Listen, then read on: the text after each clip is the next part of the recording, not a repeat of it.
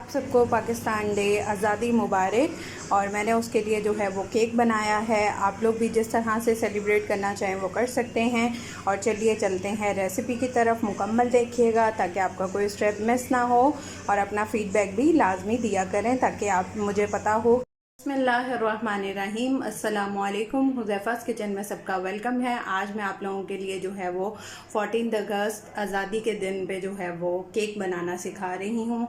हम इसको कट करेंगे और आप लोग भी बनाइएगा, आप लोग भी इसको ट्राई करें और मुझे लाजमी अपना फ़ीडबैक दीजिएगा। जी, तो ये बग़ैर ओवन के होगा, कोई इसको बेक नहीं करना, चूल्हे पे हम इसको रेडी करेंगे।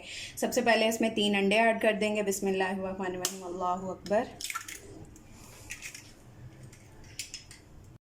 जी, तो ये 3 अंडे मैंने ले लिए हैं। अब इनको आप इलेक्ट्रिक बीटर, हैंड विस्कर, जिससे भी आप करना चाहें आप इसको कर